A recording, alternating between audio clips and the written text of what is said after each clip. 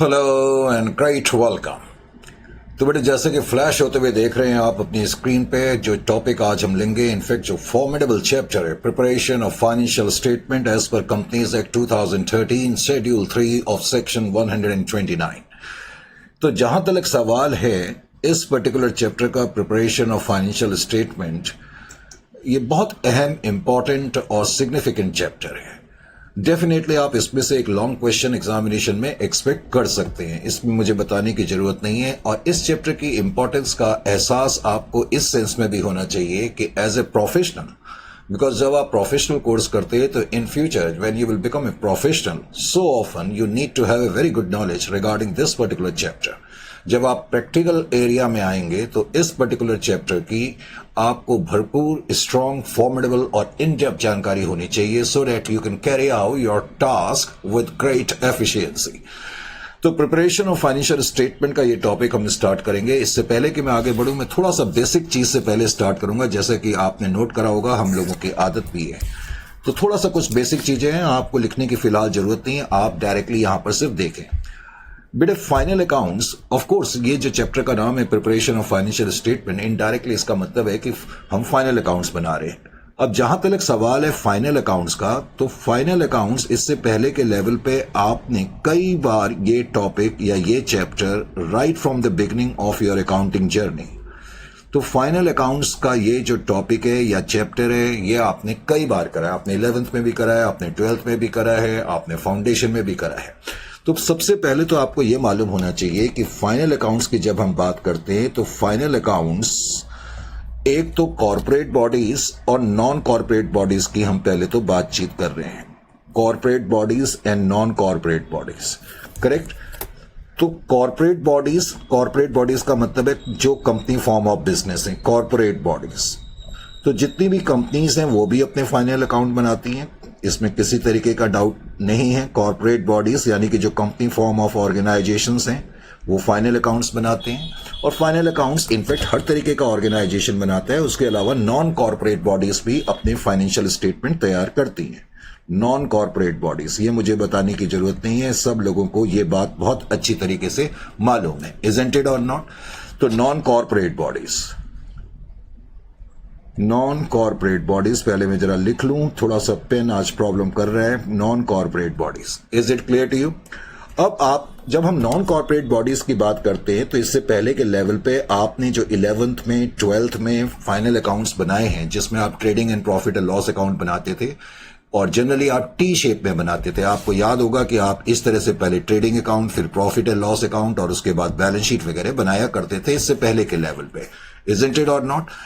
तो इससे पहले के लेवल पे पहले तो आपको यह मालूम होना चाहिए जो आपने फाइनल अकाउंट्स बनाए हैं अधिकतर वो नॉन कॉर्पोरेट बॉडीज के बनाए हैं। अब जब हम नॉन कॉर्पोरेट बॉडीज की बात करते हैं तो नॉन कॉर्पोरेट बॉडीज के अंदर पहले तो कौन सी ऑर्गेनाइजेशन शामिल करे जाते हैं या कौन से इंस्टीट्यूशन शामिल करे जाते हैं? जाहिर है कि जो कंपनी फॉर्म ऑफ बिजनेस नहीं है, जैसे कि कोई प्रोप्राइटरशिप बिजनेस है, जिसको तुम सिंगल ट्रेडर भी कहते हो, प्रोप्राइटरशिप, यानी कि इससे पहले आपने 11th में या 12th में जो आपने फाइनल अकाउंट्स बनाए थे वो प्रोप्राइटरशिप फॉर्म ऑफ बिजनेस के बनाए थे।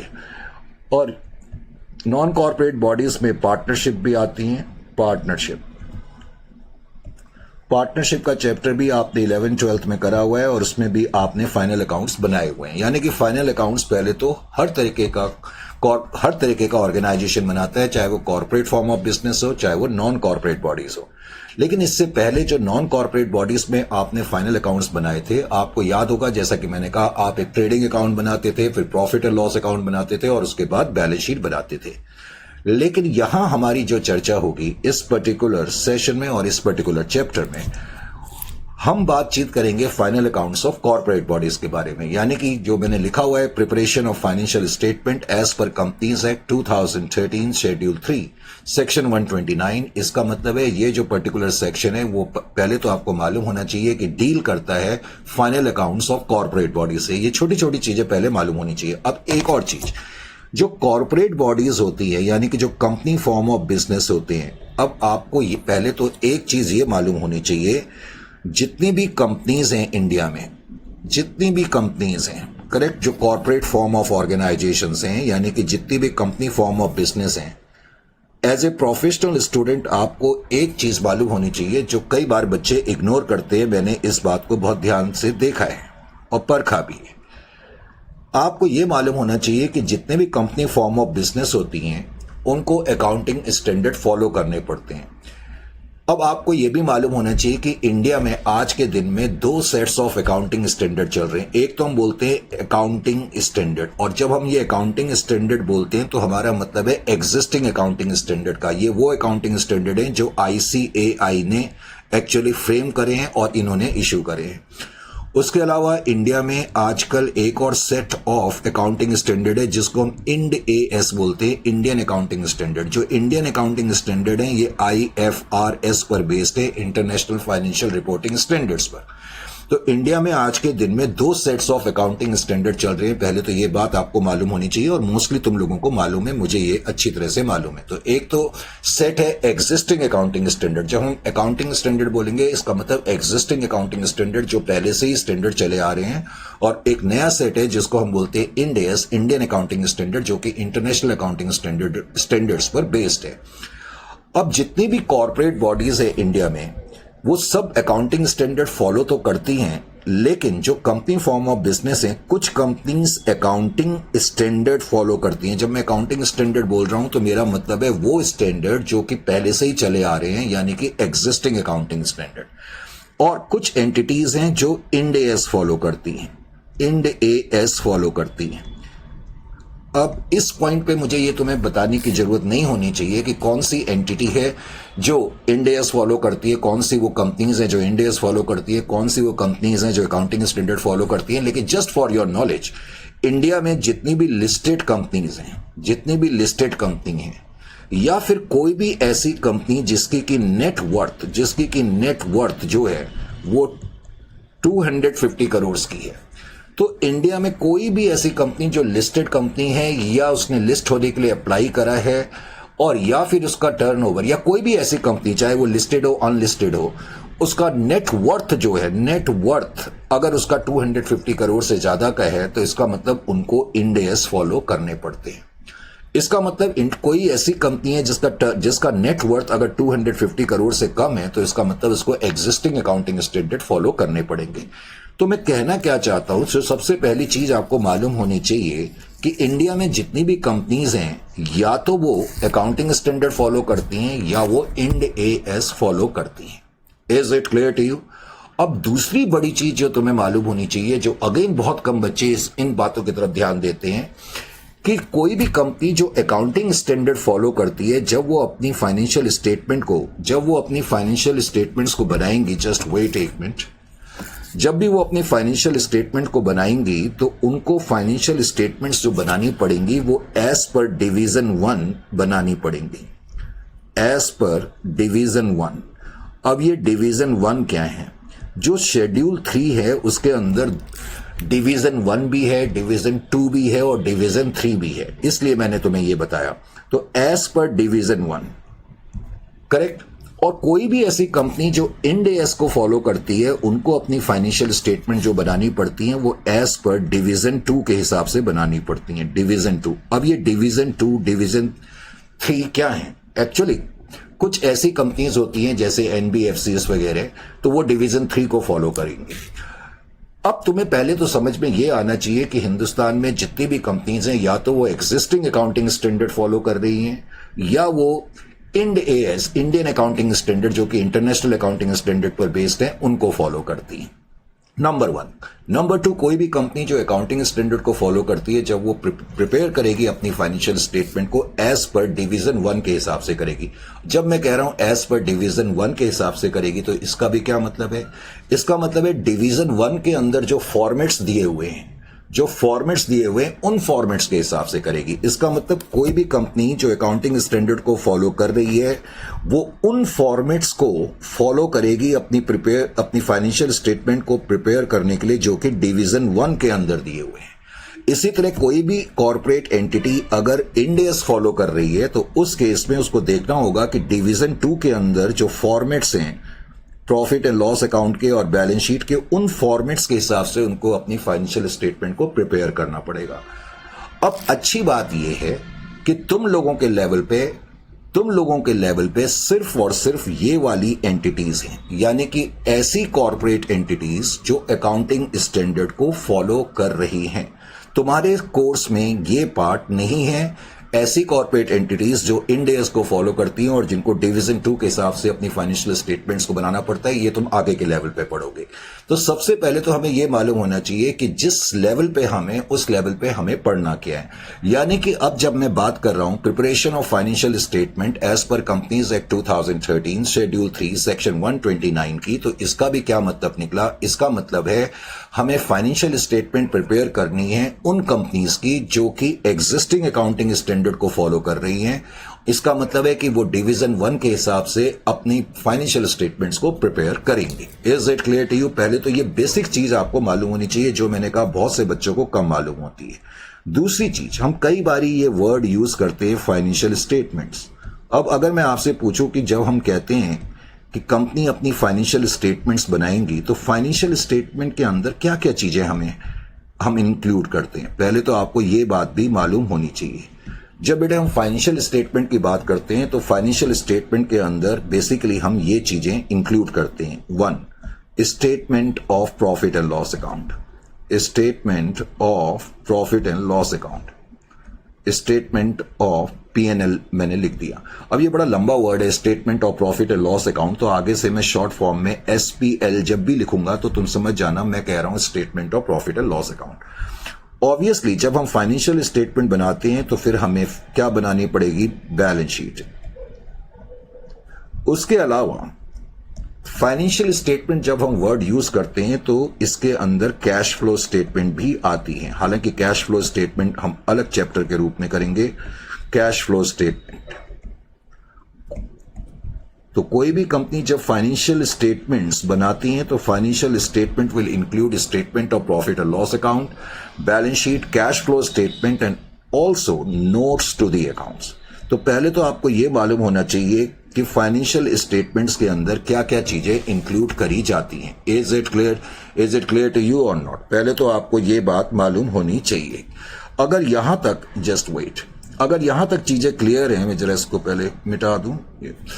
अच्छा जी, तो अब आपको पहले तो ये पता लग गया कि हम जो ये चैप्टर कर रहे हैं preparation of financial statement, basically इसमें हमें करना क्या है, हम कौन से ऑर्गेनाइजेशंस की फाइनेंशियल स्टेटमेंट की बात कर रहे हैं। हम ऐसी कंपनीज की फाइनेंशियल स्टेटमेंट की बातचीत करेंगे जो कि एग्जिस्टिंग अकाउंटिंग स्टैंडर्ड को फॉलो करती हैं। तो हमें यह देखना है कि कोई भी कंपनी है और वो एग्जिस्टिंग अकाउंटिंग स्टैंडर्ड को फॉलो कर रही है। इनफैक्ट तुम्हें क्वेश्चन में नहीं लिखा होगा कि ये अकाउंटिंग स्टैंडर्ड को फॉलो करती है या इंड एस को, तुम्हें ये मान के चलना होगा कि ये जो कंपनी है ये अकाउंटिंग स्टैंडर्ड को फॉलो कर रही है। तो तुम्हें डिवीजन 1 में जो फॉर्मेट्स दी हुई हैं उसके हिसाब से अपनी फाइनेंशियल स्टेटमेंट को प्रिपेयर करना होगा। इसका मतलब है जब तुम्हें फाइनेंशियल स्टेटमेंट बनानी होंगी तो तुम्हें अच्छी तरह से फॉर्मेट्स की जानकारी होनी चाहिए। Is it clear to you? जाहिर है तभी तो तुम बना पाओगे, नहीं तो नहीं बना पाओगे। तो फॉर्मेट्स के बारे में भी अब तुम्हें मालूम होना चाहिए। तो मैंने कहा कि डिवीजन 1 के अंदर जो फॉर्मेट्स हैं उसकी जानकारी तुम्हें होनी चाहिए, क्योंकि इस पर्टिकुलर चैप्टर में तुमने केवल उन कंपनीज के फाइनेंशियल स्टेटमेंट को प्रिपेयर करना है जो एग्जिस्टिंग अकाउंटिंग स्टैंडर्ड को फॉलो कर रही हैं। तो अपने डिस्कशन के पॉइंट नंबर 3 में फिर मैंने आगे क्या लिखा। अब ओहो, ये क्या हो रहा है, जस्ट वेट। तो अपने डिस्कशन में फिर मैंने अब आगे जो अगला पॉइंट लिखा वो ये लिखा, फॉर्मेट ऑफ बैलेंस शीट। तो अब जो डिवीजन 1 में फॉर्मेट्स दिए हुए हैं उन फॉर्मेट्स के हिसाब से हमें अपनी फाइनेंशियल स्टेटमेंट को बनाना होगा। पहले तो ये बात मालूम होनी चाहिए। तो फॉर्मेट्स ऑफ बैलेंस शीट, तो तुम्हें बैलेंस शीट के जो फॉर्मेट्स हैं पहले तो उसकी जानकारी मालूम होनी चाहिए। अब जाहिर है कि ये जो फॉर्मेट्स हैं मैंने कहा डिवीजन 1 के अंदर दिए हुए हैं ऑफ शेड्यूल 3। तो formats of balance sheet that is schedule 3 part 1। Schedule 3 के अंदर डिवीजन 1 के अंदर जो फॉर्मेट्स दिए हुए हैं, एक तो पार्ट 1 है, पार्ट 1 डील करता है बैलेंस शीट से। याद रखें आपके ऑब्जेक्टिव टाइप क्वेश्चंस भी आते हैं तो आपको ये चीजें भी मालूम होनी चाहिए कि part 1 of schedule 3 of division 1 actually deals with balance sheet. तो ये बैलेंस शीट से डील करता है। Is it clear to you? अब जब तुम फाइनेंशियल स्टेटमेंट्स प्रिपेयर करोगे किसी भी कंपनी की तो तुम्हें उसकी बैलेंस शीट बनानी पड़ेगी, और बैलेंस शीट किस तरीके से बनानी पड़ेगी थोड़ा सा मैं पहले तो तुम्हें आइडिया दे दूं। जब तुम बैलेंस शीट बनाओगे तो सबसे पहले तो तुम्हें यह मालूम होना चाहिए, एक कॉलम में मैंने पहले यहां पर लिखा पर्टिकुलर्स, एक कॉलम में मैंने लिखा पर्टिकुलर्स, दूसरे कॉलम में मैंने लिखा नोट नंबर। ये नोट नंबर का क्या मतलब है ये भी मैं तुम्हें बाद में बताऊंगा, नोट नंबर। उसके बाद फिर मैंने लिखा figures of current year, figures of current year. ये CY जो मैंने लिखा है इसका मतलब करंट ईयर। जो फॉर्मेट्स हैं, फॉर्मेट तो वैसे ये कहता है कि प्रैक्टिकल लाइफ में कोई भी कंपनी जब अपनी फाइनेंशियल स्टेटमेंट बनाएंगी तो उसमें उनको करंट ईयर की फिगर भी दिखानी पड़ेंगी और लास्ट ईयर की फिगर्स भी दिखानी पड़ेंगी। फिगर्स ऑफ प्रीवियस ईयर या लास्ट ईयर, तो मैंने लास्ट ईयर लिख दिया। Is it clear to you? अब जब हम बैलेंस शीट बनाते हैं डिवीजन 1 में पार्ट 1 के हिसाब से, और ये उन कंपनीज के लिए डिवीजन 1 जो एग्जिस्टिंग अकाउंटिंग स्टैंडर्ड को फॉलो करती हैं, तो सबसे पहले तो आपको मालूम यह होना चाहिए कि बैलेंस शीट में लायबिलिटी साइड का नाम अब इक्विटी एंड लायबिलिटी है। क्या है? Equity and liability. अब इक्विटी एंड लायबिलिटी के अंदर पहले तो आइटम्स कौन कौन से हैं इसके बारे में थोड़ा बहुत इससे पहले के लेवल पे आपने कभी ना कभी पढ़ा हुआ है, ये मुझे अच्छी तरह से मालूम है। अब इक्विटी एंड लायबिलिटी में जैसा कि कुछ चैप्टर्स हम ऑलरेडी कर चुके हैं और by this time you know very well कि सबसे पहले हम यहां पर क्या लिखते हैं। इक्विटी एंड लायबिलिटी में सबसे पहले तो हम लिखते हैं शेयर होल्डर्स फंड। क्या लिखते हैं? Share holders fund, share holders fund, share holders fund, share holders fund. Correct. अब ये नोट फिलहाल मैंने यहां पर अभी कुछ नहीं लिखा, ये नोट नंबर के बारे में मैं तुम्हें अभी बाद में बताऊंगा। सबसे पहला जो मेजर हेडिंग है वो है शेयर होल्डर्स फंड की। शेयर होल्डर फंड के अंदर कौन कौन से आइटम आएंगे वो मैं अभी तुम्हें बाद में बताऊंगा।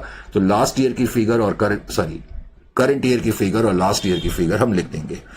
फिर उसके अलावा शेयर होल्डर्स फंड के अंदर बात फिर हम नंबर 2 पे यहां पर लिखते हैं। नंबर 2 तुम्हारे लेवल पे, वैसे जो मैं आइटम लिख रहा हूं ये तुम्हारे लेवल पे आएगा नहीं, लेकिन मैंने यहां पर लिख दिया share application money, share application money pending allotment, share application money pending allotment. अब share application money pending allotment का क्या मतलब है और इसको हम लायबिलिटी साइड में क्यों दिखाते हैं?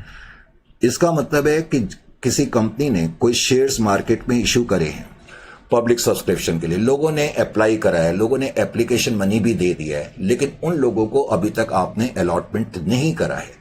इसका मतलब लोगों ने, इन्वेस्टर्स ने पैसा तो आपको दे दिया, आपके पास एप्लीकेशन मनी आ गया, लेकिन अभी तक उनका अलॉटमेंट पेंडिंग है, तो उसका मतलब ये आपके ऊपर एक लायबिलिटी है। हालांकि मैंने कहा आपके लेवल पे ये आइटम आपको फेस नहीं करना पड़ेगा, लेकिन जस्ट आपको मालूम होना चाहिए। उसके अलावा फिर हम यहां पर लिखते हैं नॉन करेंट लायबिलिटी। ये अभी मैं मेजर हेड्स बता रहा हूं, नॉन करेंट लायबिलिटीज। अब नॉन करेंट लायबिलिटीज के अंदर क्या क्या आएगा वो अभी हम बाद में देखेंगे। नॉन करेंट लायबिलिटीज तीसरा मेजर हेड है, नॉन करेंट लायबिलिटीज।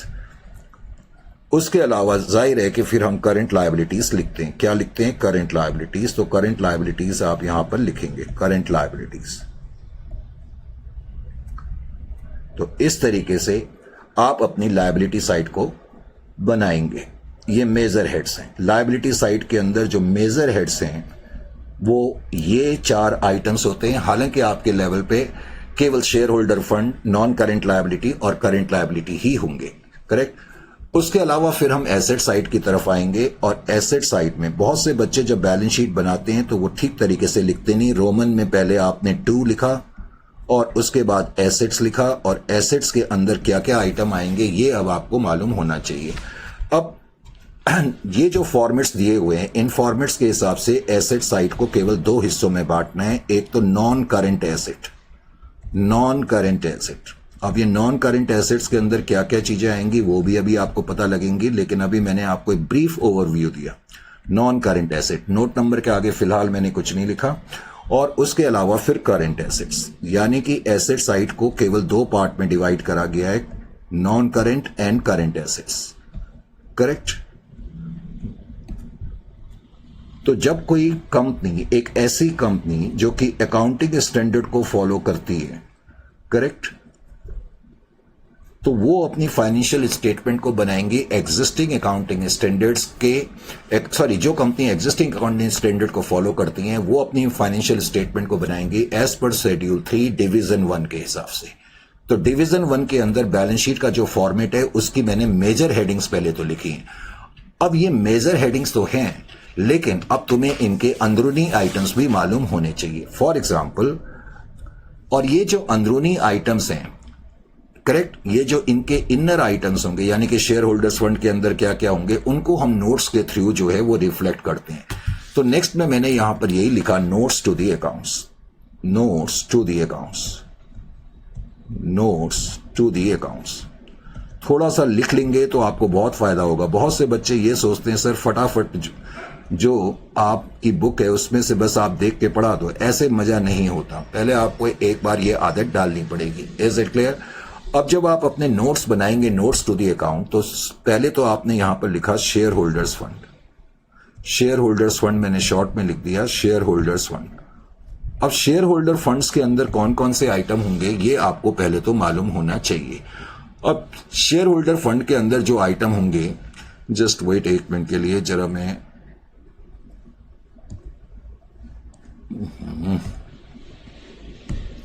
तो शेयर होल्डर फंड के अंदर जो आइटम्स होंगे, सब पहले तो हम लिखते हैं ए, शेयर कैपिटल। इससे पहले के चैप्टर में भी हमने कोशिश करी थी कि जब भी हम बैलेंस शीट बनाएं इसी फॉर्मेट में बनाएं। तो शेयर कैपिटल, करेक्ट। तो शेयर होल्डर्स फंड के अंदर एक तो शेयर कैपिटल आता है और शेयर कैपिटल के अंदर ऑब्वियसली प्रेफरेंस शेयर कैपिटल और इक्विटी शेयर कैपिटल आएगी। उसके अलावा शेयर होल्डर फंड के अंदर दूसरा जो सब आइटम है उसको हम बोलते हैं रिजर्व्स एंड सरप्लस। क्या बोलते हैं? Reserves and surplus. अब रिजर्व्स एंड सरप्लस के अंदर क्या क्या आइटम आते हैं ये आपको थोड़ा सा नॉलेज होनी चाहिए और जो कि आपको मोस्टली मालूम है। For example, reserve and surplus के अंदर हम लिखेंगे capital reserve, capital reserve, capital reserve.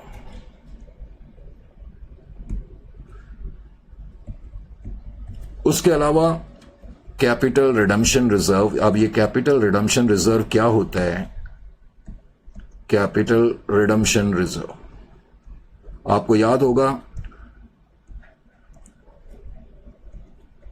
इससे पहले के लेवल पे आपने कैपिटल रिडम्पशन रिजर्व के बारे में वैसे थोड़ा पढ़ा हुआ होना चाहिए। खैर anyway, capital redemption reserve basically कोई एंटिटी तब बनाती है जब वो अपने कैपिटल बेस को इंटेक्ट रखना चाहती है। खास तौर से जब हम अपने प्रेफरेंस शेयर कैपिटल को रिडीम करते हैं या कोई कंपनी मार्केट से अपनी इक्विटी शेयर कैपिटल खरीदती है तो कंपनी का जो है कैपिटल बेस ऑल्टर हो जाता है। तो अपने कैपिटल बेस को इंटेक्ट रखने के लिए हम कैपिटल रिडम्पशन रिजर्व बनाते हैं। एनीवे, उसके अलावा सिक्योरिटी प्रीमियम, सिक्योरिटी प्रीमियम,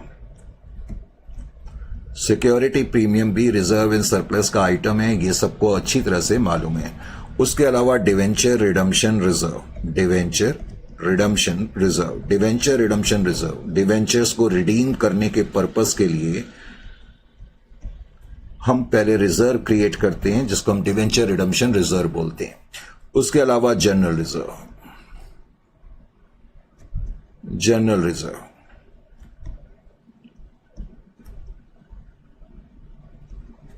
और obviously profit and loss account में अगर कुछ बैलेंस बचा हुआ है, प्रॉफिट एंड लॉस अकाउंट।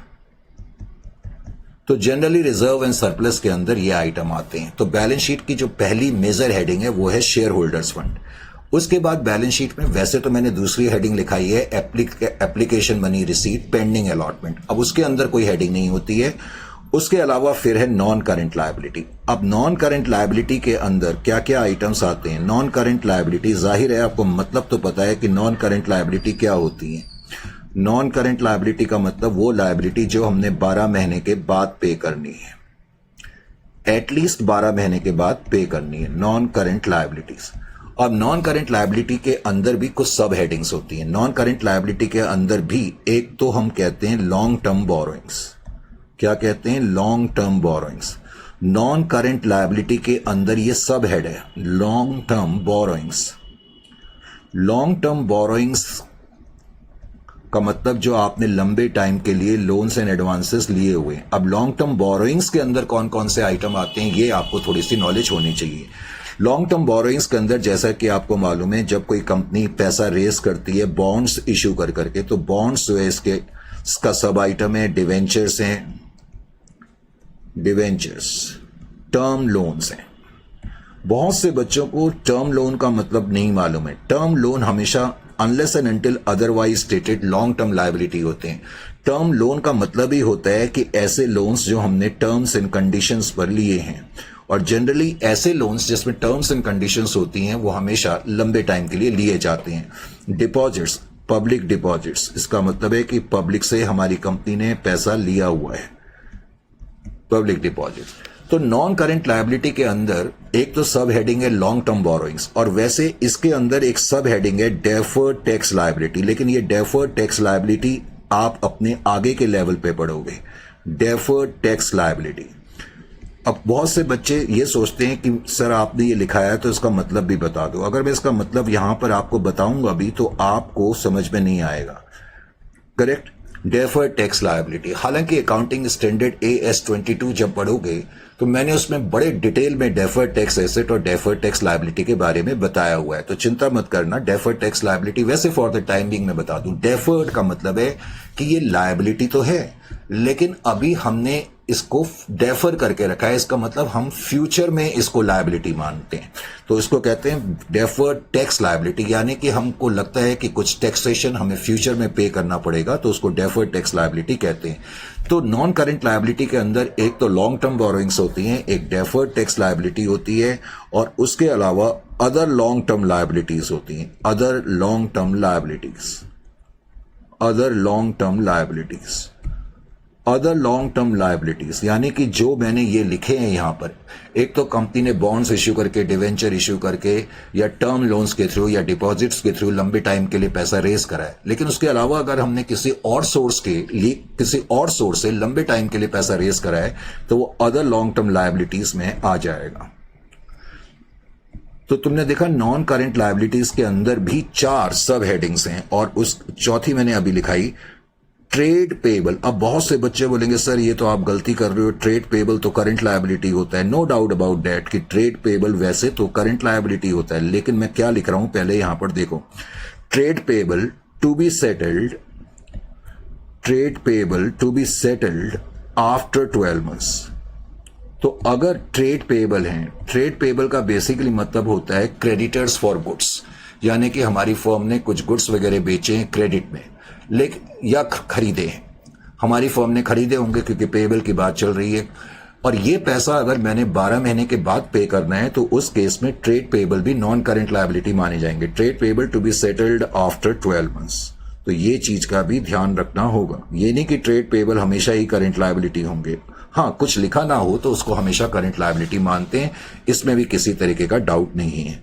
अब मैं थोड़ा सा तुम्हें करंट लायबिलिटी के बारे में भी बता दूं। करंट लायबिलिटी थोड़ा सा इनिशियल स्टेजेस में आपको बोरिंग लग सकता है, और खास तौर से जब आजकल बच्चों को लिखने की बिल्कुल आदत नहीं है, बच्चे ये सोचते हैं बस फटाफट से स्लाइड दिखा दो और वो जो लिखा हुआ है बस पढ़ के सुना दो। ऐसे कभी भी आप अकाउंट्स नहीं सीख सकते, इसलिए आप ध्यान से पेशेंस के साथ पढ़ेंगे तो आपको मजा भी आएगा और फायदा भी होगा। करंट लायबिलिटी के अंदर भी 4 कैटेगरीज होती हैं। एक तो हम कहते हैं शॉर्ट टर्म बोरोइंग्स। क्या कहते हैं? Short term borrowings. Short term borrowings sir ये सब याद रखनी पड़ेंगी, बिल्कुल ये याद भी रखनी पड़ेंगी, और ये याद रखनी नहीं पड़ती हैं, ये लिख करके प्रैक्टिस कर करके अपने आप ही जेहन में समा जाती हैं। इसलिए मैं आपसे कहता रहता हूं कि आप लिखने की आदत डालें। Short term borrowings. अब शॉर्ट टर्म बोरोइंग्स में बेसिकली हम यूज करते हैं ऐसे लोन्स जो हमने 12 महीने के अंदर अंदर पे करने हैं।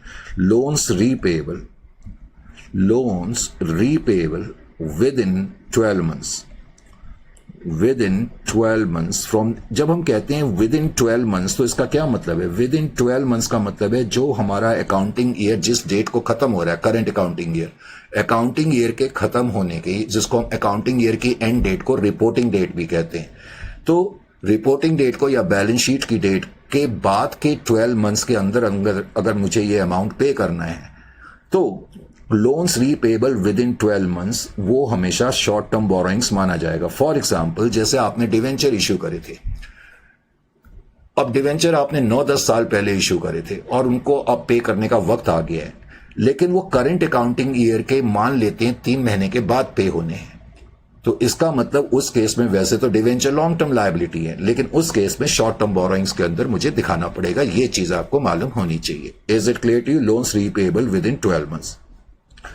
उसके अलावा फिर इसके अंदर ट्रेड पेबल्स आते हैं, और ट्रेड पेबल्स में मुझे बताने की जरूरत नहीं है कि आप क्या क्या आइटम इंक्लूड करते हैं। जब हम वर्ड ट्रेड पेबल्स कहते हैं तो ट्रेड पेबल्स के अंदर बेसिकली 2 चीजें आती हैं, एक तो सन्ड्री क्रेडिटर्स और बिल्स पेबल।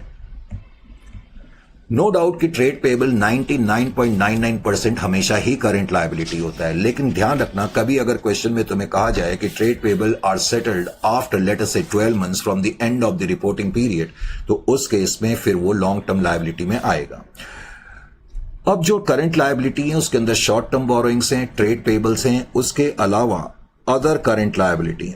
अब ये अदर करंट लायबिलिटी भी बहुत इंपॉर्टेंट है, क्योंकि कई बार जब आप फाइनेंशियल स्टेटमेंट को प्रिपेयर करोगे आपको अदर करंट लायबिलिटी के बहुत सारे आइटम्स नजर आएंगे क्वेश्चन में। और अदर करंट लायबिलिटी में जैसे कि बैंक ओवरड्राफ्ट, तो bank overdraft other current liability का पार्ट है। अनपेड डिविडेंड, अनपेड डिविडेंड, जैसे कंपनी ने डिविडेंड तो पे कर दिया है, लेकिन कई बार शेयर होल्डर्स के एड्रेसेस वगैरह स्किप हो जाते हैं, या उनके नए एड्रेसेस शेयर रजिस्टर में इनकॉर्पोरेट नहीं हुए होते, जिसकी वजह से उनके हिस्से का डिविडेंड अनपेड रह जाता है। तो अनपेड डिविडेंड भी करंट लायबिलिटी के अंदर आता है, लेकिन अदर करंट लायबिलिटी के अंदर आएगा unpaid dividend. Is it clear to you? उसके अलावा मैच्योर्ड डिवेंचर्स, अभी मैं बात कर रहा था, तो मैच्योर्ड डिवेंचर्स का मतलब मैच्योर्ड डिवेंचर्स कि डिवेंचर्स एक कंपनी ने मान लेते 10 साल पहले डिवेंचर इशू करे थे और 10वां साल बस खत्म होने वाला है, तो इसका मतलब इस डिवेंचर की मैच्योरिटी का पीरियड आ गया है। तो जो मैच्योर डिवेंचर होते हैं, अभी मैंने आपको कहा भी था, बेसिकली ये करंट लायबिलिटी के अंदर आएंगे, लेकिन ये कहां आएंगे? अदर करंट लायबिलिटी के अंदर आएंगे। उसके अलावा short term provisions, current liability के अंदर एक तो शॉर्ट टर्म बोरोइंग्स होती हैं, ट्रेड पेबल्स होते हैं, अदर करंट लायबिलिटी होती हैं, और शॉर्ट टर्म प्रोविजंस होते हैं। शॉर्ट टर्म प्रोविजंस, और शॉर्ट टर्म प्रोविजंस के अंदर क्या क्या आता है ये भी आपको मालूम होना चाहिए। शॉर्ट टर्म प्रोविजंस, और बेटे शॉर्ट टर्म प्रोविजंस का जहां तक सवाल है, तो शॉर्ट टर्म प्रोविजंस के अंदर बेसिकली 2 तरीके के प्रोविजंस हम लिखेंगे तुम्हारे लेवल पे। एक तो provision for taxation, provision for taxation, तो जो कंपनी प्रोविजन बनाती है टैक्स पर्पस के लिए वो शॉर्ट टर्म प्रोविजंस के अंदर लिखेगा। और provision for employees benefits, provision for employees benefits, ये डबल ई का मतलब एम्प्लॉइज है, एम्प्लॉइज बेनिफिट्स।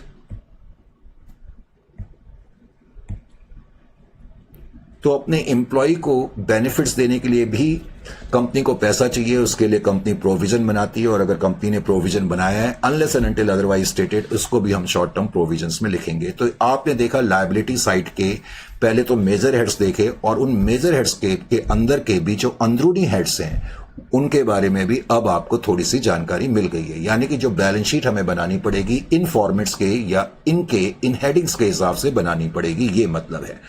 उसके अलावा अब हम आते हैं थोड़ा सा एसेट साइड की तरफ। अब जहां तक सवाल है एसेट साइड का, तो तुमने देखा कि एसेट साइड में अभी हमने सबसे पहले क्या लिखा था? नॉन करेंट एसेट लिखा था, इजंट इट और नॉट?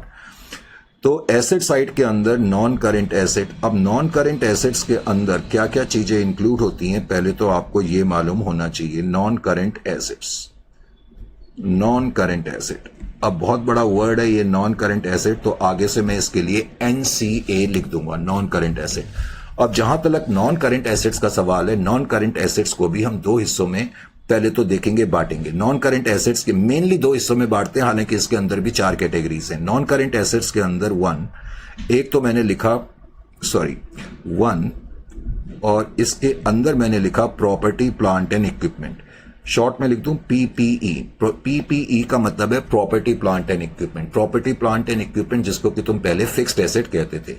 अब जो property plant and non current asset के अंदर एक तो है प्रॉपर्टी प्लांट एंड इक्विपमेंट, पहले तो ये चीज मालूम होनी चाहिए। अब जो प्रॉपर्टी प्लांट एंड इक्विपमेंट होती है उसके अंदर भी एक तो हम कहते हैं tangible property plant and equipment. Tangible property plant and equipment का मतलब है टेंजिबल फिक्स्ड एसेट, अब इसमें एग्जाम्पल क्या लिखाने आपको मालूम ही है, लेकिन फिर भी मैं आपको थोड़ा सा बता दूं। जैसे कि लैंड है, जैसे कि बिल्डिंग्स हैं, land, buildings, plant, machinery, plant है, मशीनरी है, इक्विपमेंट है। जब हम वर्ड प्लांट कहते हैं तो ऑटोमेटिकली मशीनरी आ जाती है, तो प्लांट है, इक्विपमेंट है, ये सब टेंजिबल के अंदर आते हैं।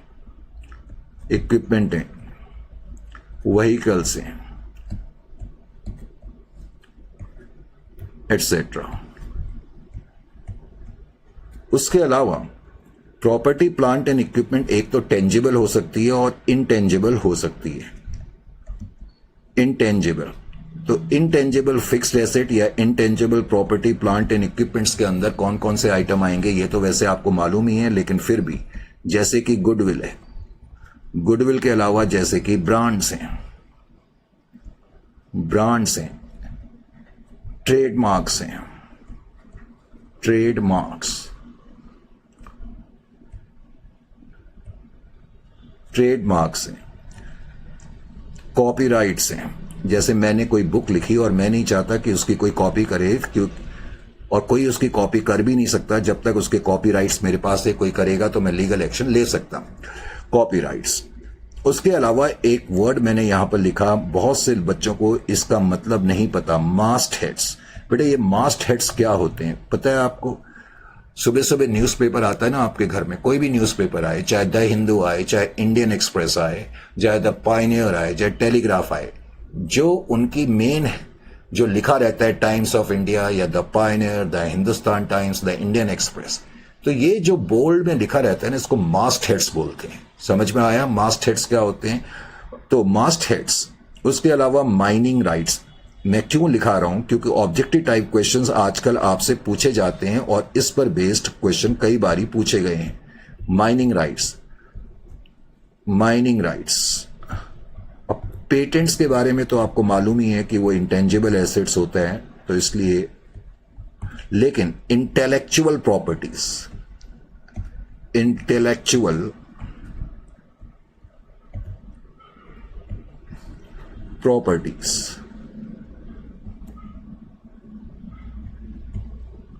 रेसिपीज, रेसिपीज और डिजाइन्स, लाइसेंसेस, तो बहुत सारे आइटम हैं। अब जितने पॉसिबल मुझे याद थे मैंने लिख दिए। Licenses, correct. अच्छा जी, तो नॉन करेंट एसेट के अंदर एक तो क्या आइटम है? Property, plant and equipment. एक तो ये मालूम होना चाहिए। नॉन करेंट एसेट के अंदर भी 4 कैटेगरीज हैं मैंने बोला। फिर दूसरी कैटेगरीज नॉन करेंट एसेट के अंदर, एक सेकंड के लिए जस्ट कंफ्यूज ना हो जाओ, इसलिए मैं इसको ऐसे नहीं लिखना चाहता।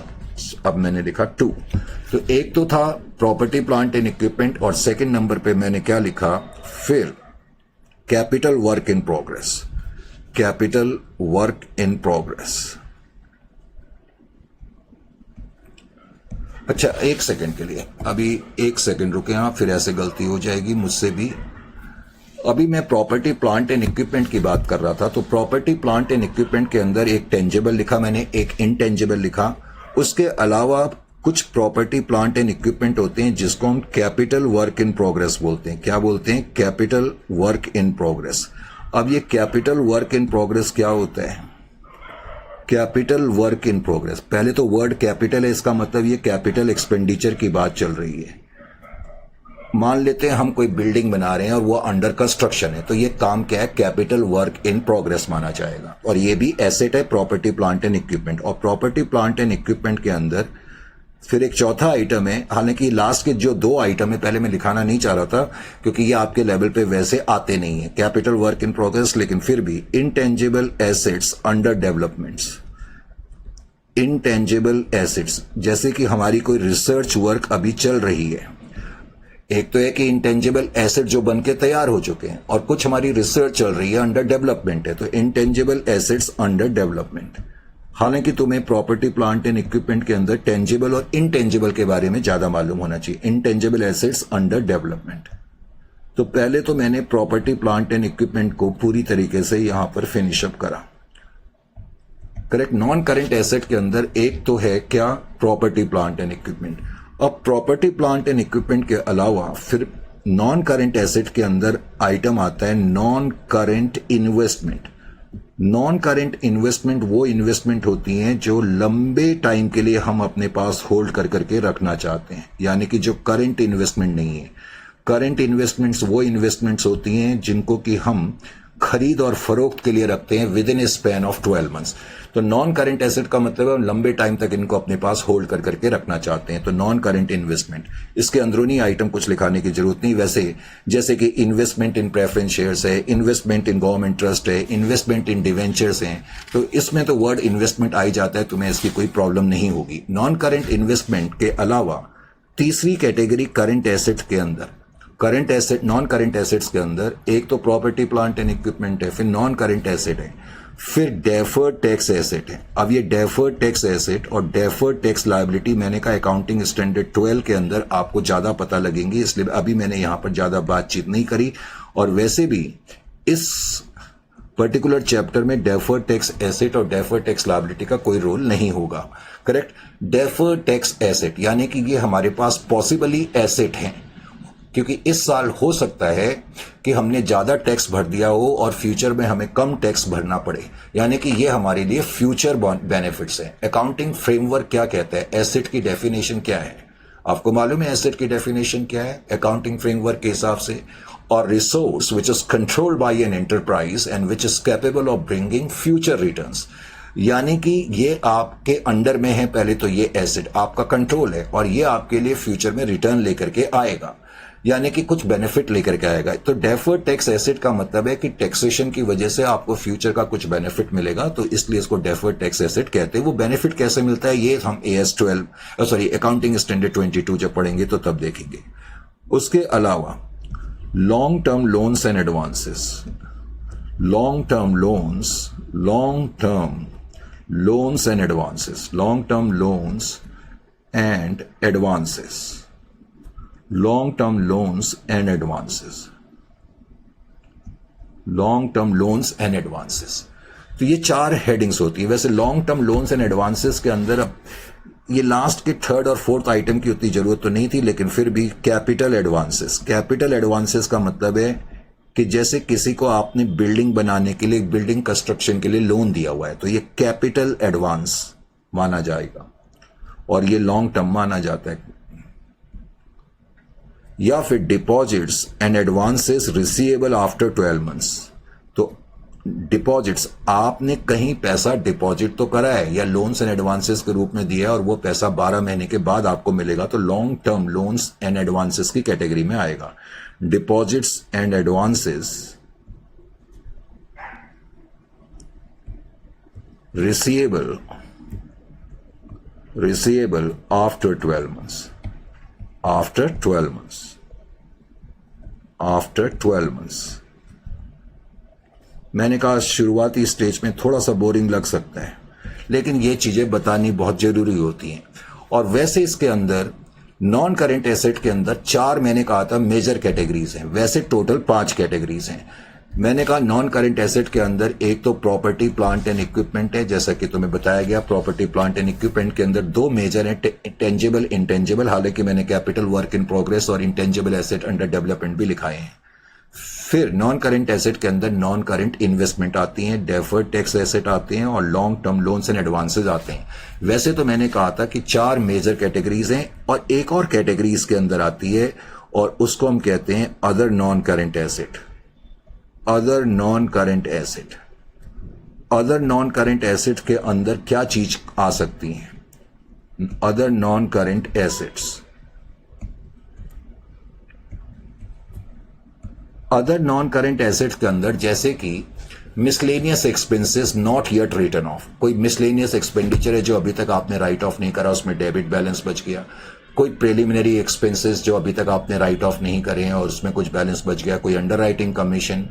तो इस तरह के चीजें जो हैं, जिस ऐसे खर्चे जो अभी तक पूरी तरीके से राइट ऑफ नहीं हो पाए हैं और जो बैलेंस बच गया, वो इसके अंदर बेसिकली दिखाए जाते हैं। उसके अलावा एसेट साइड में फिर आएगा आपका करंट एसेट। करंट एसेट, अब करंट एसेट्स के अंदर करंट एसेट्स। तो करंट एसेट्स की अब चर्चा करते हैं, करंट एसेट्स।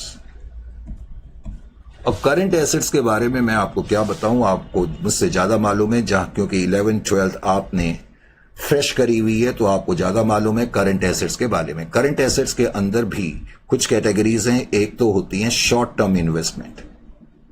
शॉर्ट टर्म याद रखना, अगर क्वेश्चन में कभी इन्वेस्टमेंट के आगे लॉन्ग टर्म या नॉन करंट ना लिखा हो या लॉन्ग टर्म ना लिखा हो या कुछ भी ना लिखा हो कि ये करंट है नॉन करंट है, तो हमेशा उसको नॉन करंट लेके चलना है। करेक्ट। शॉर्ट टर्म इन्वेस्टमेंट यानी कि अगर इन्वेस्टमेंट शॉर्ट टर्म के लिए है, और शॉर्ट टर्म का मतलब है कि हमने आज खरीदा और हमारा पर्पज है इसको विद इन 12 मंथ्स के अंदर बेच देना, तो हम इसको शॉर्ट टर्म इन्वेस्टमेंट बोलते हैं।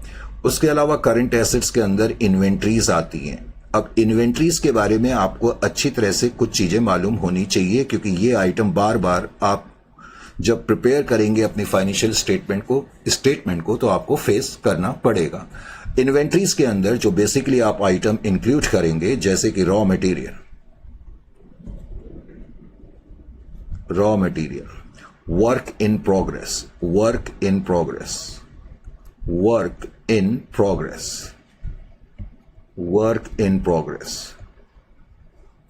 प्रोग्रेस, फिर फिनिश्ड गुड्स। तो जो इन्वेंट्रीज हम वर्ड यूज करते हैं, स्टॉक जो हम वर्ड यूज करते हैं, तो स्टॉक के अंदर stock of raw material, stock of work in progress और फिनिश्ड गुड्स इंक्लूड करी जाती हैं। अब यहां पर एक चीज आपको यह मालूम होना चाहिए कि अगर आपके पास कुछ लूज टूल्स बच गए हैं,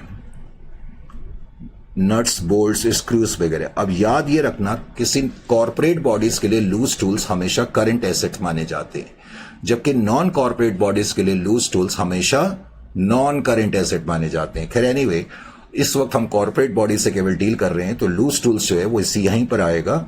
और अगर कुछ स्टोर्स एंड स्पेयर्स कभी क्वेश्चन में दिए हों तो वो भी इन्वेंट्रीज के अंदर आपको रिफ्लेक्ट करने पड़ेंगे करंट एसेट के अंदर सब कैटेगरी इन्वेंट्रीज, और इन्वेंट्रीज के अंदर भी ये आइटम इंक्लूड होते हैं।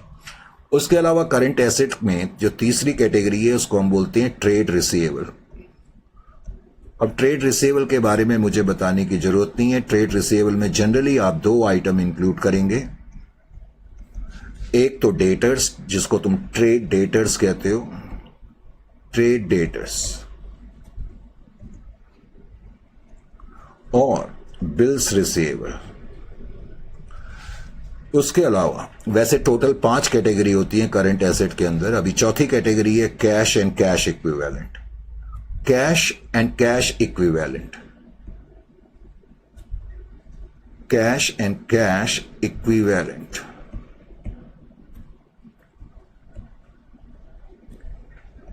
कैश एंड कैश इक्विवेलेंट के अंदर बेसिकली जो आइटम्स आप इंक्लूड करते हैं, जैसे कि चेक्स एंड ड्राफ्ट्स,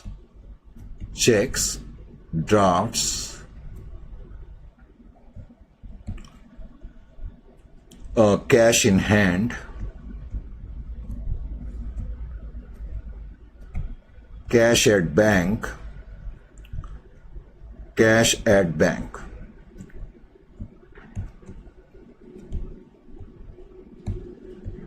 वैसे तो 4 मेन कैटेगरी हैं और एक 5वीं कैटेगरी भी है, जैसे कि मैंने कहा, उसको हम बोलते हैं अदर करंट एसेट। अब अदर करंट एसेट्स के अंदर कौन कौन से आइटम आते हैं ये आपको मालूम होने चाहिए। अदर करंट एसेट्स, अब जहां तक अदर करंट एसेट्स का सवाल है, तो अदर करंट एसेट्स के अंदर प्रीपेड एक्सपेंस। अब होता क्या है कि जब आप बैलेंस शीट बनाएंगे और कई बार आपको ये आइटम नजर आएगा प्रीपेड एक्सपेंसेस। मैंने कई बार देखा है बहुत से बच्चे इसको ठीक हेडिंग के अंदर नहीं लिखते हैं, तो ये अदर करंट एसेट्स के अंदर आता है। और इसी तरह से एडवांस टैक्सेस, यानी कि अदर करंट एसेट्स के में आपने देखा बेसिकली एडवांसेस आ रहे हैं, एडवांस टैक्सेस।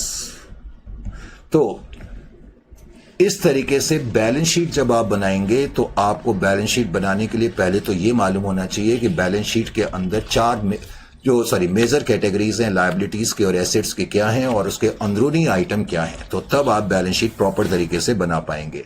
लेकिन बैलेंस शीट से पहले आपको टेक्निकली देखा जाए, जब आप एग्जामिनेशन में क्वेश्चन सॉल्व करेंगे तो पहले आपको statement of profit and loss account बनानी पड़ेगी।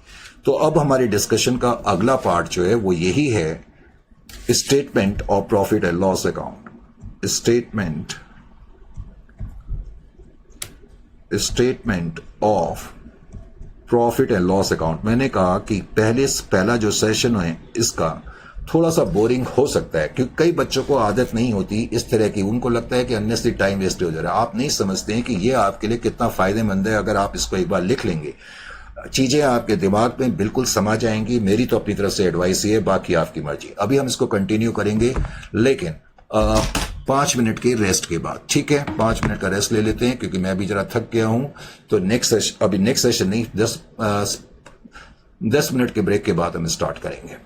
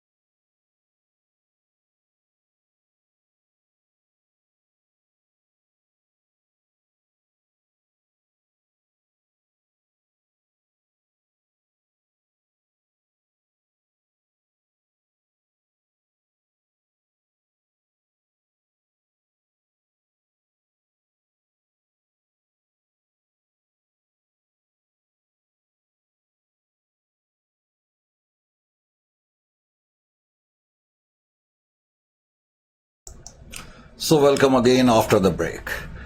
तो बेटे, ब्रेक से पहले हमने देखा था कि ऐसी कंपनीज या कॉर्पोरेट बॉडीज जो अकाउंटिंग स्टैंडर्ड को फॉलो करती है, डिवीजन 1 के हिसाब से इनको अपनी फाइनेंशियल स्टेटमेंट्स को प्रिपेयर करना होता है और यही आपका सिलेबस है। करेक्ट। नंबर 1, बैलेंस शीट के फॉर्मेट्स के बारे में हमने जानकारी ली। अब हम statement of profit and loss account की बात करेंगे। इसके बारे में भी थोड़ा, ये जो फॉर्मेट्स है आपने इससे पहले के लेवल पे करे हुए हैं, लेकिन जस्ट याद दिलाने के लिए, अब जब हम स्टेटमेंट ऑफ पीएनएल बनाएंगे तो स्टेटमेंट ऑफ पीएनएल बनाने के लिए सबसे पहले एक कॉलम में मैंने डिटेल्स लिखा। डिटेल्स की जगह आप पर्टिकुलर्स भी लिख सकते हैं। उसके अलावा मैंने नोट नंबर लिखा, नोट नंबर, और ऑब्वियसली फिर मैंने यहां पर अमाउंट भी लिखा है, अमाउंट। करेक्ट। अच्छा जी, अब इसके अंदर जो बेसिकली आपको आइटम्स लिखने हैं, सबसे पहले तो आप क्या लिखेंगे, मैंने लिखा 1 रोमन में लिखा है ये मैंने, ठीक है। Revenue from operation, revenue from operation, revenue from operation, revenue from operation. अब रेवेन्यू फ्रॉम ऑपरेशन का मतलब क्या है? जब आप कोई बिजनेस करते हैं तो बिजनेस में जनरली आप सेल्स वगैरह करते हैं, यानी कि बिजनेस के ऑपरेशंस के, यानी कि जो आपने गुड्स बेचे हैं या सर्विसेज अपनी बेची हैं, उनको बेच करके जो आपने इनकम तय करी है, तो इसके अंदर कौन कौन से आइटम आएंगे ये तो मैं अभी आपको बाद में बताऊंगा। अभी मैंने पहले मेजर हेड्स लिखे, तो रेवेन्यू फ्रॉम ऑपरेशन। करेक्ट। उसके अलावा हम अदर इनकम लिखते हैं। अदर इनकम का मतलब है क्या है? अदर इनकम का मतलब कोई भी ऐसी इनकम जो बिजनेस के प्रोडक्ट को सेल करने से नहीं हुई है, जैसे कि रेंट रिसीव्ड है। अब जब हमें रेंट मिलता है तो हमने कोई अपने बिजनेस का प्रोडक्ट या सर्विस थोड़ी बेची है, करेक्ट, या हमें कोई डिस्काउंट मिला है, तो rent received, discount received, commission received, ये सब अदर इनकम के पार्ट है। तो सबसे पहले तो हमने रेवेन्यू फ्रॉम ऑपरेशन लिखना है, अदर इनकम लिखना है, और इनको फिर हमने ऐड कर देना है। ऐड कर करके जो हमारे पास आ जाता है उसको हम बोलते हैं टोटल रेवेन्यू। क्या बोलते हैं? Total revenue. अब हमारे पास टोटल रेवेन्यू आ गया, टोटल रेवेन्यू। अब टोटल रेवेन्यू को हासिल करने के बाद अब आपको पता लग गया कि आपका टोटल रेवेन्यू जो है वो इतना है। टोटल रेवेन्यू के बाद फिर हम इसमें क्या देखते हैं? एक्सपेंसेस देखेंगे, एक्सपेंसेस। अब फॉर्मेट ये कहता है कि कोई भी एंटिटी जब अपने प्रॉफिट स्टेटमेंट ऑफ पीएनएल को तैयार करेगी तो एक्सपेंसेस को कुछ मेजर कैटेगरीज में वो लिखेगी। करेक्ट। अब जो कैटेगरीज फॉर्मेट्स में दी हुई हैं, एक तो है cost of purchases, cost of purchases. अब ये कॉस्ट ऑफ परचेजेस का क्या मतलब है ये मैं अभी खुद ही बताऊंगा। कॉस्ट ऑफ परचेजेस, वैसे इसका मतलब रॉ मटेरियल कंज्यूम्ड से भी होता है। उसके अलावा दूसरी कैटेगरी जो है उसको हम कहते हैं चेंजेस इन इन्वेंट्री, और ये बड़ी इंपॉर्टेंट कैटेगरी है, चेंजेस इन इन्वेंट्रीज। अब चेंजेस इन इन्वेंट्रीज कैसे कंप्यूट करेंगे ये भी मैं अभी थोड़ी देर में आपको बताता हूं, पहले आप अभी मेजर हेड्स लिख लें। तो एक्सपेंसेस के अंदर जितने भी खर्चे होंगे उनको इन कैटेगरीज के अंदर हमें रिफ्लेक्ट करना पड़ता है। उसके अलावा तीसरी कैटेगरी है, उसको हम बोलते हैं employee benefit expense. Employee benefit expense का मतलब है एम्प्लॉय से रिलेटेड कोई सैलरी है, या कोई बोनस है, या कोई उनके स्टाफ वेलफेयर का खर्चा है, या एम्प्लॉयज का प्रोविडेंट फंड है, तो वो तमाम खर्चे एम्प्लॉयज बेनिफिट एक्सपेंस के अंदर आते हैं। Employees benefit expenses.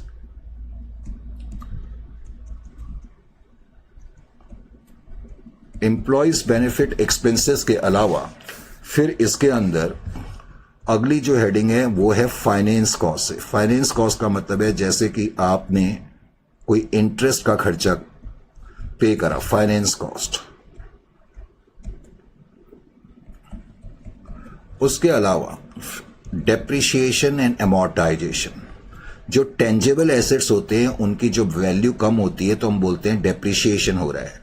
Intangible assets की जो वैल्यू कम होती है तो हम बोलते हैं अमोर्टाइजेशन हो रहा है। डेप्रिसिएशन एंड अमोर्टाइजेशन,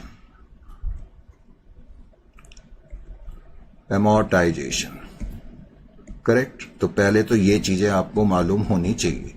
और उसके अलावा जितने भी खर्चे बच जाएंगे, अदर एक्सपेंस, यानी कि अदर एक्सपेंसेस के अंदर सेलिंग से रिलेटेड खर्चे, डिस्ट्रीब्यूशन से रिलेटेड खर्चे, एडमिनिस्ट्रेशन से रिलेटेड खर्चे इंक्लूड करे जाते हैं। जो हम इन कैटेगरीज में इंक्लूड नहीं कर पाए वो सारे खर्चे अदर एक्सपेंसेस में इंक्लूड होंगे।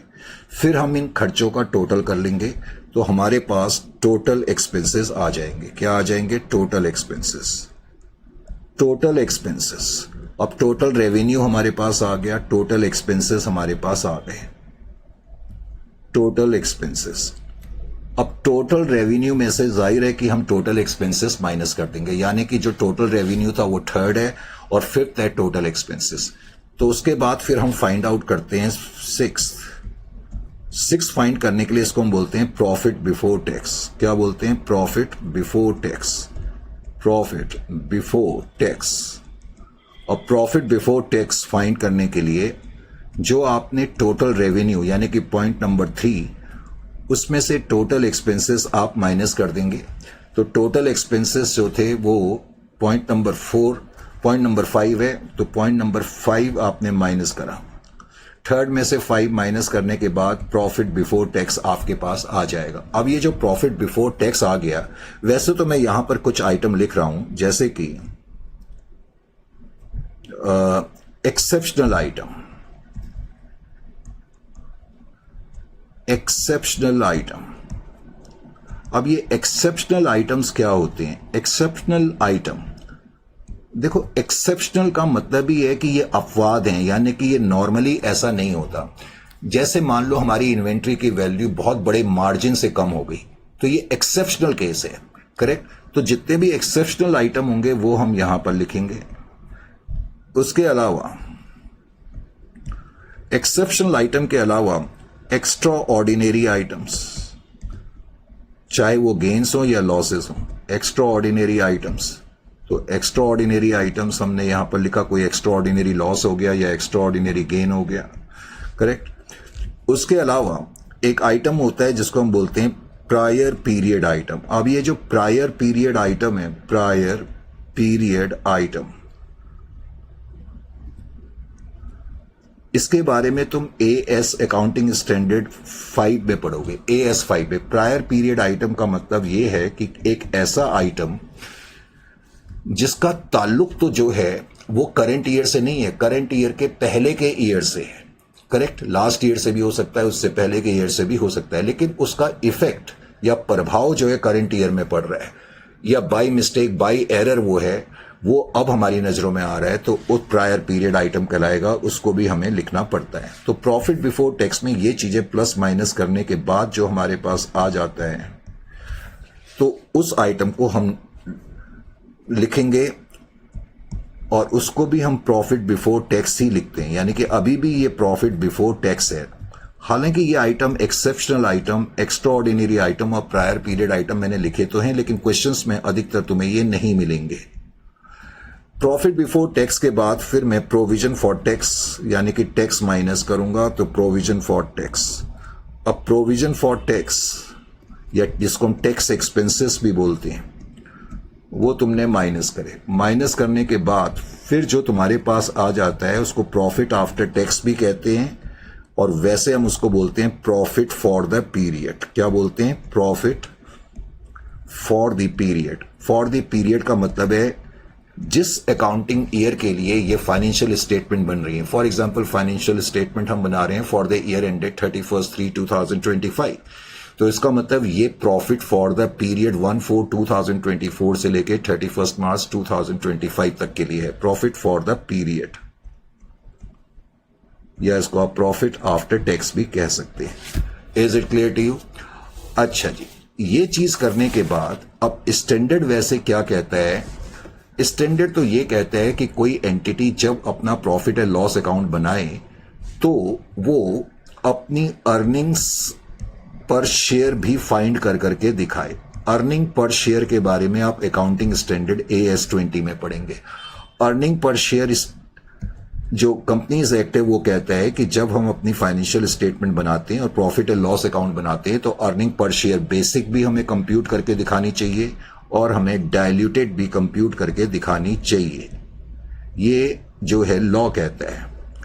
और ये अर्निंग पर शेयर बेसिक और डाइल्यूटेड अर्निंग पर शेयर कैसे कंप्यूट करी जाती है ये हम अकाउंटिंग स्टैंडर्ड AS 20 में सीखेंगे। अच्छा जी, ये जो आइटम्स मैंने लिखे, अब नोट्स इसके बारे में हमने बनाए। नोट्स अब जैसा कि आपने देखा, सबसे पहले मैंने हेडिंग के अंदर क्या लिखा था, revenue from operation, isn't it और नॉट। तो रेवेन्यू फ्रॉम ऑपरेशन के अंदर क्या क्या आइटम आएंगे हमें पहले तो ये मालूम होना चाहिए। रेवेन्यू फ्रॉम ऑपरेशन, हालांकि उस वक्त भी मैंने तुम्हें बताया था, मैं फिर यहां पर बता देता हूं। रेवेन्यू फ्रॉम ऑपरेशन का मतलब है सिंपल वर्ड्स में जो प्रॉफिट या जो रेवेन्यू इनफैक्ट हम अर्न कर रहे हैं अपनी ऑपरेशनल एक्टिविटी से।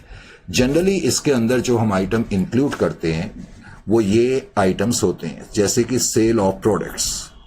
सेल ऑफ प्रोडक्ट्स, मैं अपने बिजनेस के प्रोडक्ट्स को बेच करके जो इनकम हासिल करता हूं या जो रेवेन्यू हासिल करता हूं, या फिर सेल ऑफ सर्विसेज, या हमारा बिजनेस जो सर्विसेज देता है उन सर्विसेज के अगेंस्ट जो हमें रेवेन्यू मिलता है। इसके अलावा revenue from any other operating activity, revenue from any other operating activity, कोई भी हमारी अगर ऑपरेटिंग एक्टिविटी है, एनी अदर ऑपरेटिंग एक्टिविटी, जैसे कि कंसल्टेंसी देना हमारा मान लेते हैं मेन काम है, या हमारा ऑपरेशन कंसल्टेंसी का है, तो वहां से कोई मेरे पास इनकम आएगी तो वो रेवेन्यू फ्रॉम ऑपरेशन मानी जाएगी। अब ध्यान ये रखना है कि अगर क्वेश्चन में, हालांकि आजकल तो ये दिया नहीं होता, लेकिन बाई चांस कभी दिया हो एक्साइज ड्यूटीज, कभी दिया हो तो एक्साइज ड्यूटीज तुम इसमें से माइनस कर दोगे। अगर कभी दिया हो तो एक्साइज ड्यूटीज माइनस कर देना। माइनस करके जो आएगा वो ये बताएगा रेवेन्यू फ्रॉम ऑपरेशन कितना है। तो रेवेन्यू फ्रॉम ऑपरेशन कैसे कंप्यूट करेंगे ये तुम्हें अब मालूम हो जाना चाहिए। रेवेन्यू फ्रॉम ऑपरेशन के बाद फिर मैंने तुम्हें लिखाया था अदर इनकम, इजंट इट और not, other income.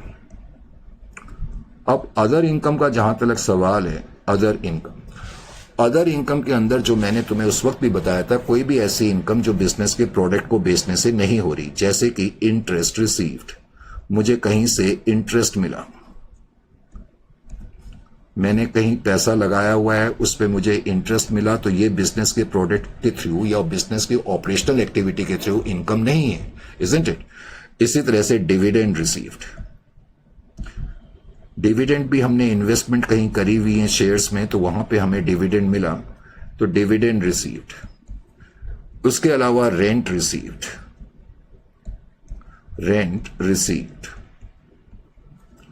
Commission received, discount received, ये सब जो है अदर इनकम का हिस्सा है।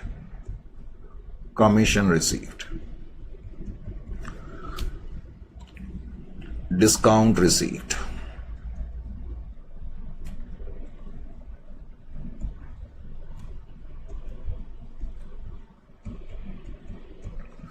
उसके अलावा एक आइटम मैंने और लिख दिया, नेट गेन और लॉस, नेट गेन और loss on sale of non operating activity, non operating activity. तो कोई भी नॉन ऑपरेटिंग एक्टिविटी के थ्रू अगर आपको नुकसान, नफा या नुकसान होता है तो वो भी आप यहां पर लिखेंगे, नॉन ऑपरेटिंग एक्टिविटी। तो इस तरीके से अदर इनकम में ये चीजें इंक्लूड हो सकती हैं। Is it clear to you? For example, आपने अपनी इन्वेस्टमेंट बेची, करेक्ट, मान लेते हैं इन्वेस्टमेंट करना आपका प्राइमरी ऑपरेटिंग एक्टिविटी का पार्ट नहीं है, लेकिन आपने इन्वेस्टमेंट बेची, कोई एसेट बेचा, उस पे जो नेट गेन या लॉस होगा तो वो भी यहां पर इंक्लूड करा जाएगा। अच्छा जी, उसके अलावा फिर हमने खर्चों में, जब हम खर्चों की बारी आई थी तो खर्चों के बारे में मैंने सबसे पहले जो लिखा था, क्या लिखा था, रॉ मटेरियल कंज्यूम्ड या cost of purchases. Cost of purchases को रॉ मटेरियल कंज्यूम्ड भी कहते हैं, रॉ मटेरियल कंज्यूम्ड या cost of purchases, cost of purchases. अब रॉ मटेरियल कंज्यूम्ड या कॉस्ट ऑफ परचेजेस आपने कैसे फाइंड करनी है, यहां पर आपको थोड़ा सा ध्यान रखना पड़ेगा। सबसे पहले तो जो opening stock of raw material होगा, आप उसको नोट करेंगे। Opening stock of raw material, opening stock of raw material, opening stock of raw material को आपने नोट करा, करेक्ट। फिर परचेजेस जो हैं आप इसमें ऐड करेंगे, purchases, purchases of raw material. लेकिन अगर कुछ रिटर्न्स हैं तो परचेजेस रिटर्न आप माइनस करेंगे, यानी कि आपने रॉ मटेरियल परचेज करे थे लेकिन कुछ रिटर्न कर दिए तो वो आप माइनस भी करेंगे। सिंपल वर्ड्स में नेट परचेजेस आपने ऐड कर देनी है opening stock of raw material में। आपके पास इतना स्टॉक था और नेट परचेजेस आपने इतनी करी, तो अब आपके पास टोटल स्टॉक इतना है। अब जो टोटल स्टॉक है उसमें से जितना स्टॉक बच गया, closing stock of raw material, वो आप माइनस कर रहे हैं। Closing stock of raw material जब माइनस कर देंगे तो हमें पता लग जाएगा कि हमारे रॉ मटेरियल कितने कंज्यूम हुए हैं। Is it clear to you? तो इस तरीके से हमने कॉस्ट ऑफ परचेजेस या रॉ मटेरियल कंज्यूम्ड फाइंड करना होता है। फिर अगली कैटेगरी जो एक्सपेंसेस की लिखाई थी, एक तो मैंने लिखाया था रॉ मटेरियल कंज्यूम्ड, उसके बाद फिर मैंने लिखाया था आपको चेंजेस इन इन्वेंट्री, और मैंने कहा भी था कि ये बड़ा इंपॉर्टेंट और अहम आइटम है क्योंकि इसमें गलतियां हो जाती हैं। Changes in inventories, changes in inventories. अब चेंजेस इन इन्वेंट्रीज, पहले तो आपको यह मालूम होना चाहिए कि इन्वेंट्री के 3 हिस्से होते हैं। एक तो रॉ मटेरियल होता है, तो raw material, opening stock of raw material या closing stock of raw material का यूज तो बेसिकली रॉ मटेरियल कंजम्पशन के लिए करा जाता है, जैसा कि हमने यहां पर करा। लेकिन अगर, और मैंने कहा इन्वेंट्री का एक तो हिस्सा रॉ मटेरियल है, एक दूसरा हिस्सा होता है वर्क इन प्रोग्रेस, तीसरा होता है फिनिश स्टॉक। तो जब मैं चेंजेस इन इन्वेंट्री की बात कर रहा हूं, तो चेंजेस इन इन्वेंट्री जब हम करेंगे तो हमें पहले तो यह देखना पड़ेगा, यहां पर मैंने लिखा वर्क इन प्रोग्रेस और फिनिश स्टॉक। फिनिश स्टॉक, वैसे तो इन्वेंट्री के 3 हिस्से होते हैं, raw material, work in progress, finish stock, लेकिन मैंने कहा रॉ मटेरियल का यूज तो यहां हो जाता है। तो चेंजेस इन इन्वेंट्री जब हम देखेंगे तो सबसे पहले तो हम ये देखेंगे कि closing stock of work in progress कितना है, क्लोजिंग वर्क इन प्रोग्रेस कितना है, या closing stock of finished goods कितना है। उसमें से हमने ओपनिंग स्टॉक माइनस करना है। Opening stock of work in progress, closing stock में से, closing stock of work in progress में से opening stock of work in progress minus करेंगे, और फिनिश स्टॉक क्लोजिंग जो है उसमें से ओपनिंग स्टॉक माइनस करेंगे। अब ध्यान क्या रखना है, यह आइटम बड़ा इंपॉर्टेंट है। ये माइनस करने के बाद, ये माइनस करने के बाद जो भी फिगर आएगी,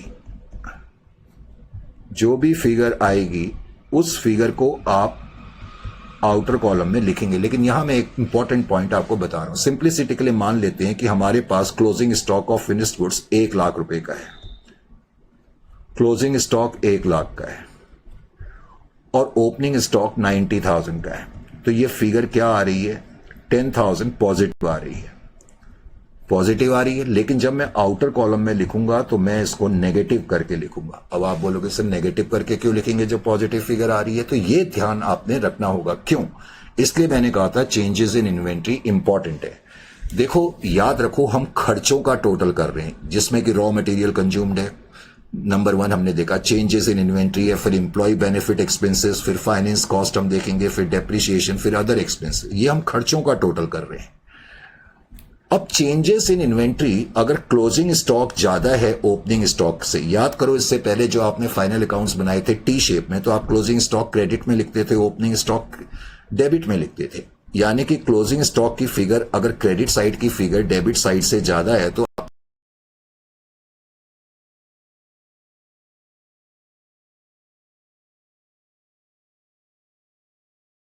इन्वेंट्री को हम एक्सपेंसेस का हिस्सा बना रहे हैं।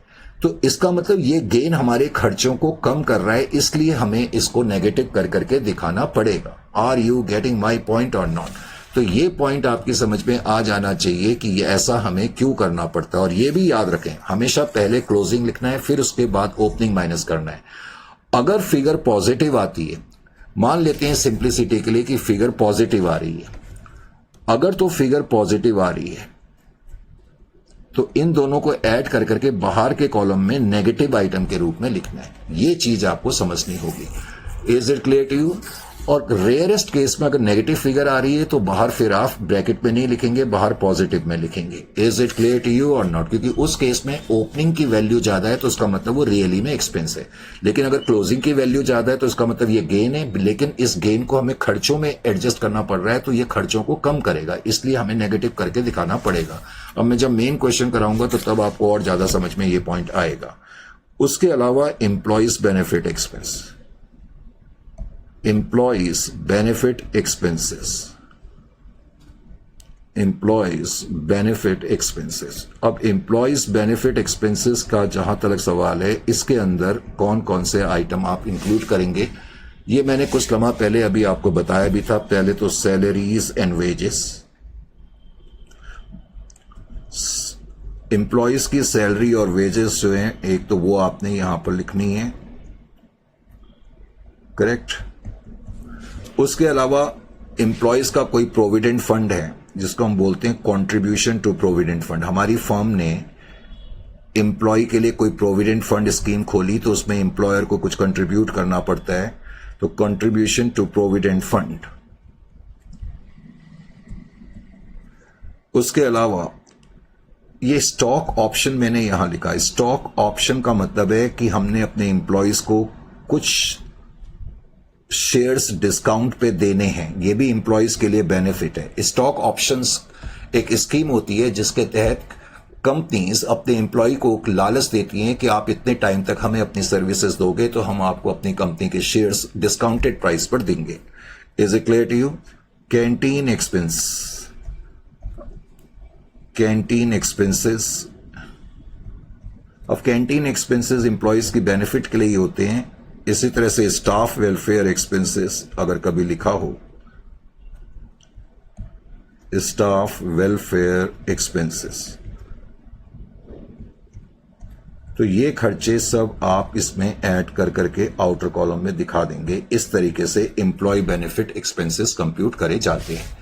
उसके अलावा फिर मैंने लिखाया था फाइनेंस कॉस्ट, फाइनेंस कॉस्ट। अब जहां तक फाइनेंस कॉस्ट का सवाल है तो उस वक्त भी मैंने बताया था कि फाइनेंस कॉस्ट के अंदर एक तो निश्चित रूप से जो इंटरेस्ट का खर्चा है वो तो हम इंक्लूड करेंगे ही। हमने कोई लोन्स वगैरह लिए हैं, उस पे इंटरेस्ट हमें पे करना पड़ रहा है, तो ये फाइनेंस कॉस्ट है। उसके अलावा बोरोइंग कॉस्ट, इसको हम बोलते हैं अदर बोरोइंग कॉस्ट, क्योंकि इंटरेस्ट भी बोरोइंग कॉस्ट है। तो अदर बोरोइंग कॉस्ट का मतलब जैसे मैंने कोई लोन लिया, अब जब हम लोन वगैरह लेते हैं तो हमें कुछ फाइलिंग चार्ज देने पड़ते हैं, करेक्ट, कुछ प्रोजेक्ट कॉस्ट टास्क देने पड़ सकते हैं, तो अदर बोरोइंग कॉस्ट यानी कि बोरो करने की कुछ खर्चे। और यहां पर मैंने एक चीज लिखी, ये चीज का आपको ध्यान रखना है, गेन और loss on foreign currency transaction, foreign currency transaction, foreign currency transaction.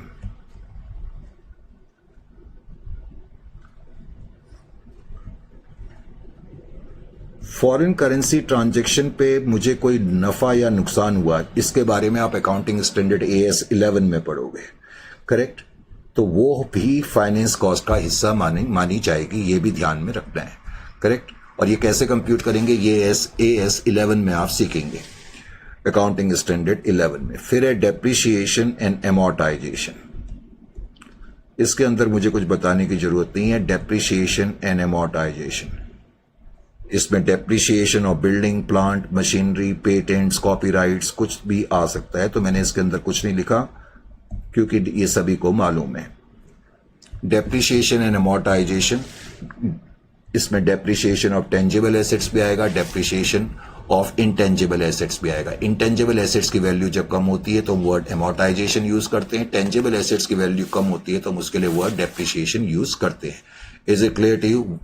तो उसके अलावा अब अगला जो मेन हेडिंग है वो है अदर एक्सपेंसेस, याद है आपको, फिर मैंने अदर एक्सपेंसेस लिखाया था। अब अदर एक्सपेंसेस में आपको ध्यान रखना होगा अदर एक्सपेंसेस। अदर एक्सपेंसेस की लिस्ट काफी ज्यादा बड़ी है, क्योंकि जितने भी बचे हुए आइटम है वो सब यहीं पर आएंगे।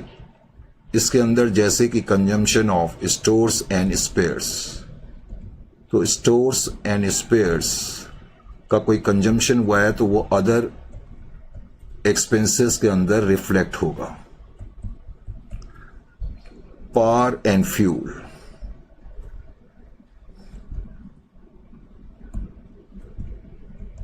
वो भी इसी के अंदर हम इंक्लूड करते हैं, पावर एंड फ्यूल, करेक्ट। उसके अलावा फिर रेंट है, रिपेयर्स का खर्चा है, ये सब इसी में आएंगे। रेंट है, रिपेयर्स है, इंश्योरेंस है,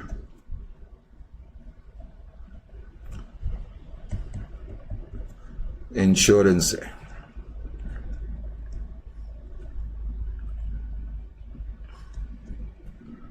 रेट्स एंड टैक्सेस हैं,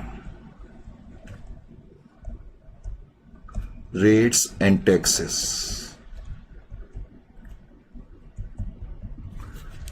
उसके अलावा कोई मिसलेनियस एक्सपेंसेस हैं या जनरल एक्सपेंसेस हैं, वो सब यहीं पर आएंगे, मिसलेनियस एक्सपेंसेस।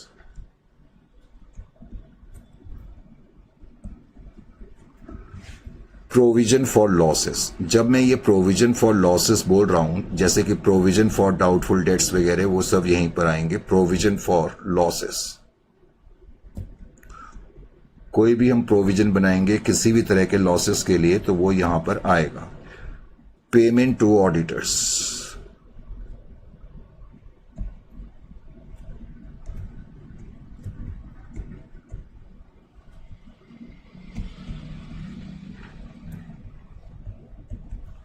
तो वो खर्चा भी यहां पर आएगा। Is it clear to you और नॉट? तो ये तो मैंने अभी आपको सिर्फ और सिर्फ फॉर्मेट्स बताए हैं। जाहिर है कि अब जब हम क्वेश्चंस करेंगे तो हमें इन फॉर्मेट्स के हिसाब से अपनी फाइनेंशियल स्टेटमेंट्स को तैयार करना होगा। अपनी फाइनेंशियल स्टेटमेंट को जब हम तैयार करेंगे तो तब आपको ये फॉर्मेट्स जो हैं और भी ज़्यादा तरीके से, अच्छी तरीके से ऑटोमेटिकली याद हो जाएंगे। आपको कुछ क्रैम करने की ज़रूरत नहीं है, बस थोड़ा सा लिखने की आप आदत डालें। हालांकि जो भी चीज़ें मैंने यहाँ पर लिखी हैं, ये आपके नोट्स जो हैं उसमें भी मैंने यहाँ पर सब कुछ दिया हुआ है और काफ़ी डिटेल में ये सारी चीज़ें, देखो इतने ज़्यादा थ्योरी और डिटेल में ये, करेक्ट। आप हमारे से नोट्स ही नहीं है, हमारी प्रॉपर थॉरो बुक टाइप सी है। जैसे कि मैंने कहा, सबसे ज़्यादा लार्जेस्ट क्वेश्चन हम कराते हैं, जैसा कि आप देख चुके हैं इससे पहले के चैप्टर्स जो हमने ऑलरेडी करे हुए हैं। तो बहुत सारे क्वेश्चंस इसमें भी हमने इंक्लूड करे हुए हैं। नीडलेस टू ऐड कि सारे मॉड्यूल के क्वेश्चंस और सारे पास्ट ईयर के क्वेश्चंस भी इसमें हैं। अभी तक तो ये मैंने सिर्फ थ्योरी ही लिखी है यहाँ तक, और यहाँ से फिर अब नेक्स्ट सेशन जब हम स्टार्ट करेंगे तो उसमें इलस्ट्रेटिव केस स्टडी सेक्शन 1 से हमने क्वेश्चन स्टार्ट करने हैं। तो अभी ये सेशन लास्ट का थोड़ा सा हिस्सा बोरिंग हो सकता है, मैं भी इस बात को मानता हूं, लेकिन ये कराना जरूरी होता है। तो नेक्स्ट सेशन में फिर बातचीत होगी, मिलते हैं फिर नेक्स्ट सेशन में। टिल देन टाइम टू से गुड बाय।